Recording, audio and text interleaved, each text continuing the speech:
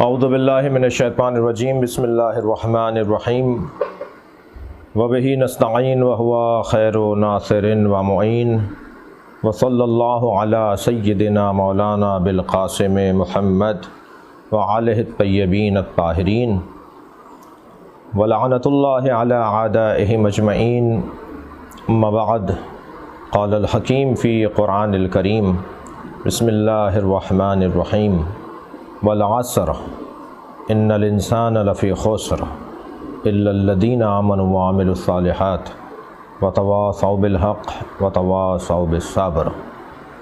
پروردگار عالم نے اپنے کلام میں سورہ مبارکہ والعصر میں ضابطہ حیات اور زندگی گزارنے کا دستور عطا کیا ہے۔ ایک مسلمان کو، ایک اللہ کے پرستار کو کیسا ہونا چاہیے۔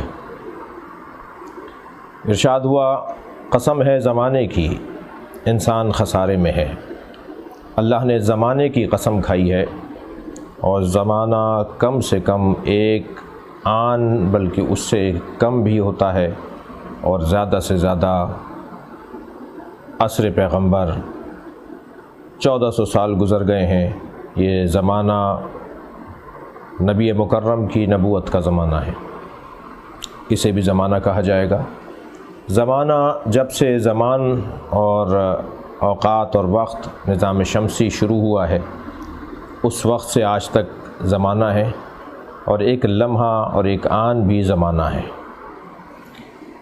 اللہ نے زمانے کی قسم کھائی ہے۔ میں اگر الفاظ کو اور بہتر کر لوں تو اللہ نے وقت کی قسم کھائی ہے۔ وقت کتنا اہم ہے، وقت کی کتنی قدر ہے، وقت کی کتنی حیثیت ہے۔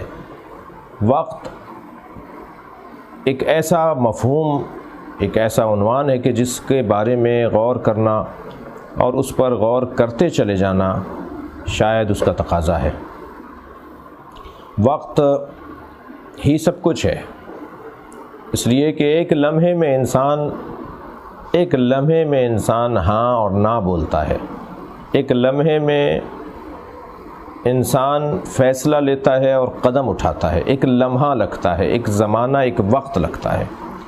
اب جس نے بھی اس وقت کی قدر کی اور اس وقت کو سمجھا، وہ کامیاب ہوا، وہ سرخرو ہوا، وہ سربلند ہو گیا۔ وقت تیزی سے گزرتا ہے، تمر مر السحاب۔ وقت ٹھہرتا نہیں ہے، زمانہ بڑھتا رہتا ہے۔ جو چیز ٹھہر جاتی ہے، جو چیز رک جاتی ہے، جو چیز باقی رہ جاتی ہے، وہ اس وقت میں صحیح فیصلہ ہے۔ وہ صحیح فیصلہ جب انسان کر لیتا ہے تو پھر در حقیقت وہ زمانہ اس کے ہاتھ میں آ جاتا ہے۔ میں محترم سننے والوں سے سوال کر رہا ہوں، ایک لا کہنے میں، مثلی لا یبایع مثلہ، مجھ جیسا اس جیسے کی بیعت نہیں کر سکتا، یہ کتنی دیر لگی کہنے میں؟ ایک لمحہ لگا، مگر وہ ایک لمحہ قیامت تک امامت کرے گا، وہ رہنمائی کرے گا، وہ سب کا پیشوا بن گیا لمحہ۔ لہٰذا وقت کا صحیح استعمال اور بر وقت صحیح ذمہ داری کی صحیح ادائیگی، یہ انسان کی قیمت میں اضافہ کر دیتا ہے۔ پروردگار عالم کا احسان عظیم ہے کہ اس نے ہمیں اس سورہ مبارکہ پر عمل کرنے والوں میں ایک بہت بڑا نام، اس صدی کا ایک مجدد، اس صدی کا ایک محی الدین و محی الاسلام، محی الشریعہ، حضرت روح اللہ الموسوی الامام الخمینی رحمۃ اللہ علیہ۔ وہ ایک ایسی شخصیت جس نے اس صدی میں 1400 سالہ تاریخ تشیع کو ایک نئی زندگی عطا کی، شیعت کے پیکر میں ایک نیا دم پھونکا، اور ایک ایسی روح اس میں ڈال دی جو خود روح اللہ تھا۔ اس نے خاص طور پہ تشیع کے پیکر میں روح ڈالی، اور عام طور پر پیکر اسلامی میں ایک تازہ طاقت، ایک توانائی اور ایک دم ڈال دیا، تازہ دم کر دیا پیکر اسلامی کو۔ جب امام خمینی رحمۃ اللہ علیہ کا انقلاب بپا ہوا، یعنی انقلاب اسلامی ایران، کیونکہ یہ بات بھی طے ہے کہ جیسے اسلام بغیر نام مصطفیٰ کے نہیں ہے، جیسے پاکستان قائد اعظم محمد علی جناح اور علامہ اقبال رحمۃ اللہ علیہما کے بغیر نہیں ہے، ایسے ہی انقلاب اسلامی ایران کا ذکر، تصور، یاد اور بات بغیر ذکر امام خمینی کے ممکن ہی نہیں ہے۔ امام خمینی رحمۃ اللہ علیہ کا جب یہ انقلاب، جو اسلامی انقلاب ہے، یہ بپا ہوا، یہ رونما ہوا، تو ایک سوال عالمی طاقتوں نے ابھارا، اٹھایا اور اس کا ذکر کیا کہ یہ خمینیت کوئی ازم ہے، خمینیت کوئی مذہب ہے، خمینیت کوئی دین ہے، کوئی دھرم ہے، کوئی فرقہ یا کوئی فقہ بننے جا رہی ہے۔ خمینیت ہے کیا؟ خمینیت کوئی فقہ، کوئی مذہب، کوئی مسلک نہیں، بلکہ ایک لائبریریوں میں موجود، کتاب خانوں میں موجود اسلامی تعلیمات اور شریعت کو میدان عمل میں اتارنے کا نام انقلاب اسلامی ایران اور امام خمینی کی طرز فکر ہے۔ ایک کامیاب ترین اسلامی رہنما، ایک پیشوا، ائمہ اہل بیت کے بعد صحابہ کرام، علماء کرام، اولیاء الہی، دین کے خدمت گزاروں کے تین اہم ترین کام ہیں، تین ذمہ داریاں بنتی ہیں۔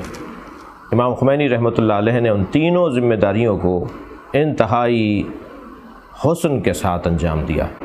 سب سے پہلی ذمہ داری بنتی ہے اہل علم کی، علماء کی اور دین کے رہنماؤں کی، نرد المعالم من دینک، دین کی معلومات کو، دین کے معالم کو، دین کے پیغامات کو، دین کے اقدار اور تہذیب کو، دین کو، اس کو اپنی اصلی جگہ پر پلٹانا، بدعتوں سے محفوظ رکھنا، اصلی اسلام کا تحفظ، توہمات، واہمات، بگاڑ، گمراہیوں سے دین کو محفوظ رکھنا، یہ ایک عالم دین کی ذمہ داری ہے۔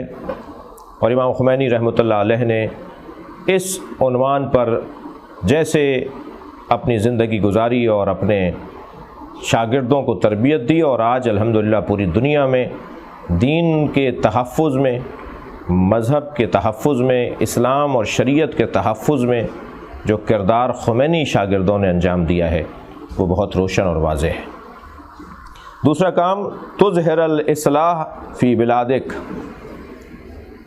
یہ دوسرا کام ہے کہ بلاد الہی، اللہ کی زمین پر اصلاح کو ظاہر کرنا، فساد کا خاتمہ زمین کے اوپر سے، لڑائیاں، اختلافات، جھگڑے، تناؤ، کھچاؤ، مار دھاڑ، یہ سب چیزوں کا خاتمہ ہو، اصلاح ہو، معاشرے کی اصلاح ہو، بلاد اسلامیہ کی، بلاد مسلمین کی، انسان کی زندگی سکون سے گزرے، انسان چین سے زندگی گزارے، یہ دوسرا کام ہے۔ تیسرا کام، یأمن المظلومون من عبادک، اللہ کے، یا اللہ تیرے بندوں میں جو مظلوم ہیں وہ محفوظ ہو جائیں، مظلوموں کو پناہ عطا کرنا ایک کامیاب عالم دین کی ذمہ داری ہے۔ اور چوتھا کام، تقام المعطلۃ من حدودک، شرعی احکام کو عملی جامہ پہنانا اور حدود الہی کی جو تعطلی ہے، حدود الہی کا جو پائمالی ہے، اس کو جو نظر انداز کیا جاتا ہے معاشرے میں، انہیں بحال کرنا، یعنی حدود الہی کا قیام، تقام المعطلۃ من حدودک، حدود الہی کو تعطل سے بچا کر تعامل کی طرف لے کر آنا، عملی میدان کے اندر لے کر آنا۔ علماء کرام کے جو بہت زیادہ روشن کام ہیں جو انہیں کرنے کے ہیں، اس میں ایک بزرگ عالم دین کا ایک ظریف اور ایک لطیف انداز میں یہ بیان ہے کہ 3 تے اور 2 میم علماء کا کام ہے، تالیف، تدریس اور تاثیر، یہ 3 تے ہیں، محراب اور منبر یہ 2 میم ہیں۔ ایک کامیاب عالم، تالیف، کتابیں کتنی ہیں؟ امام خمینی رحمۃ اللہ علیہ کی کتابوں کی ایک فہرست ہے۔ تدریس، کیسا پڑھایا اور کتنا پڑھایا، شاگرد کون ہیں، ایک بڑی طویل لسٹ ہے امام خمینی کے شاگردوں کی۔ اور ایک خاص خوشبو آ رہی ہوتی ہے ان کے شاگردوں میں، امام خمینی کی خوشبو آ رہی ہوتی ہے، بلکہ معاشرہ اگر کسی کو معلوم ہو جائے کہ فلاں امام خمینی کا شاگرد ہے تو اس کے لیے خاص احترام بھی بڑھ جاتا ہے۔ تیسری چیز وہ ہے تاسیس۔ جب حضرت آیت اللہ العظمیٰ سید محمد حسین بروجردی اعلی اللہ مقامہ نے مسجد اعظم میں بنائی، پوری دنیا اس بڑی مسجد کو دیکھنے کی اشتیاق رکھتی تھی کہ اس مسجد کو دیکھیں، پورا ایران ٹوٹا پڑ رہا تھا اس مسجد کو دیکھنے کے لیے۔ ایک مسجد بنائی تھی تو اتنا احترام اور اتنا مقام اور اتنی شہرت ہو گئی تھی۔ امام خمینی نے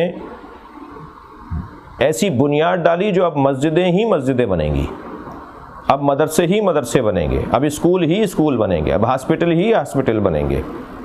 وہ ہے ایک اسلامی سرزمین کی بنیاد، ایک شرعی سرزمین کی بنیاد، ایک فقہ جعفریہ اور فقہ اہل بیت کے مطابق اور فقہ اہل بیت کے اصول اور قوانین کے مطابق اور اس کے ان اصولوں پر نظام حکومت مرتب کرنا، یہ امام خمینی رحمۃ اللہ علیہ کا تاسیس۔ اس سے بڑی تاسیس کیا ہوگی؟ ایک مسجد نہیں بنائی ہے بلکہ ہزاروں مسجدیں بنانے کا ذریعہ بنا دیا، سب رستہ دے دیا کہ اب ہزاروں مسجدیں بنیں گی۔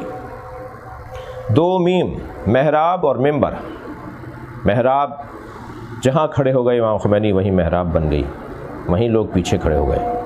محراب تو ان کا ہر مصلی رہا، ہر مصلی امام خمینی کا محراب تھا، اور منبر خطابات، آپ کے خطبات، آپ کی تقریریں، آپ کے بیانات، یہ آج تک دلوں پر اثر کرنے کے لیے خاص اس میں ایک اثر، ایک تاثیر ہے، ایک ان الفاظ میں ایک خاص جاذبیت ہے، وہ دلوں پر اور دماغوں پر بلا واسطہ اثر کر رہے ہوتے ہیں۔ امام خمینی رحمۃ اللہ علیہ کے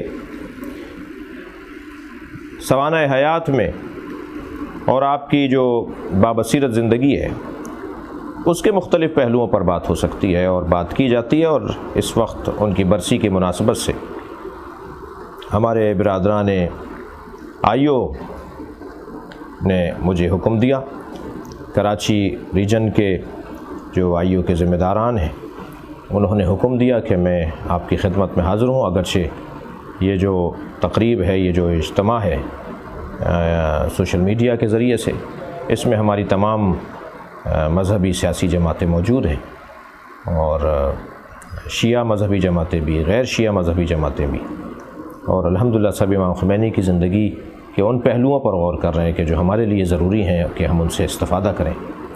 امام خمینی نے چند عالمی سطح پر ایسے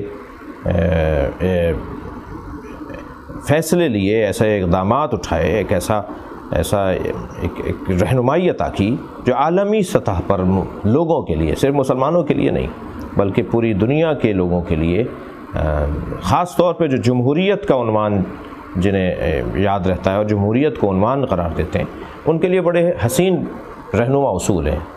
سب سے پہلے تو امام خمینی نے انتخابات اور الیکشن کے مفہوم کو روشن کیا۔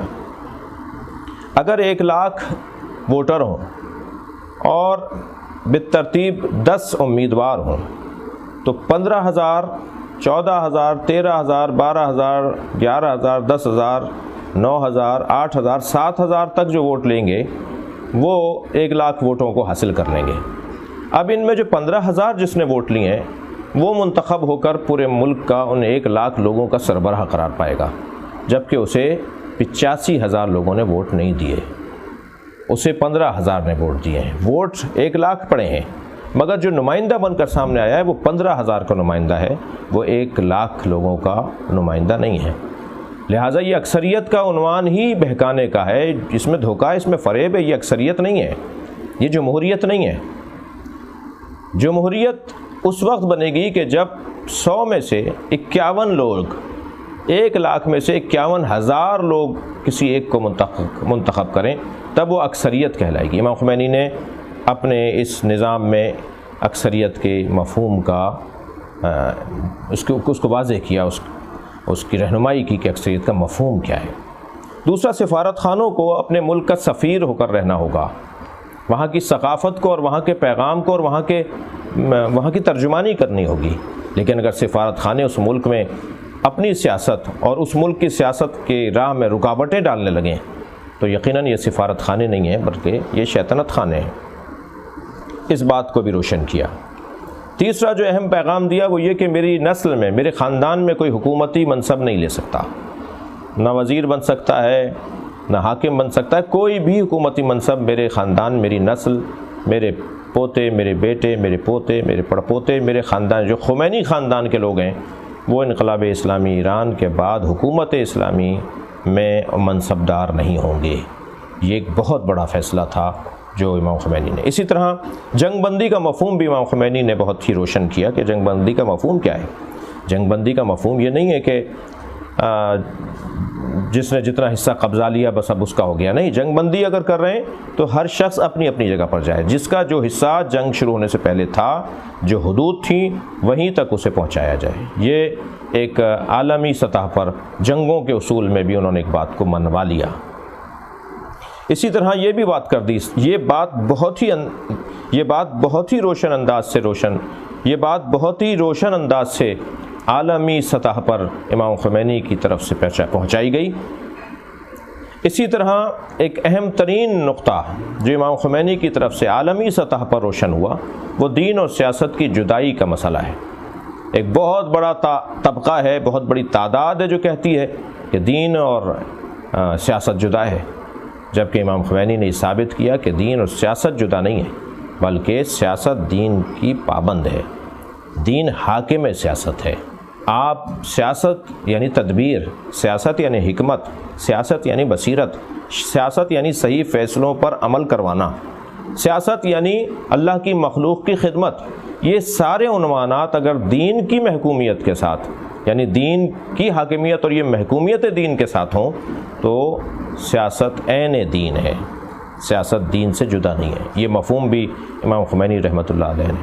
امام خمینی کی زندگی کے حسین پہلوؤں میں ایک پہلو یہ بھی کہ امام خمینی نے جتنی زندگی اللہ نے انہیں عطا کی تھی اس میں کوئی دن، کوئی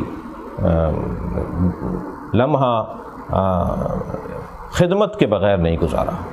مسلسل گھریلو انداز سے بھی اگر آپ دیکھیں تو امام خمینی کا جو اپنے گھر میں رویے تھے، طریقے تھے، ایک مزاح کرنا، ان کے ساتھ گفتگو کرنا، ان کے ساتھ بیٹھ کے کھانا، ان کے ساتھ اپنی فیملی کے ساتھ ان کا جو صمیمانہ اور محبت بھرا انداز تھا وہ ذمہ داروں کے لیے، مصروف لوگوں کے لیے، مشہور لوگوں کے لیے ایک بڑا پیغام ہے۔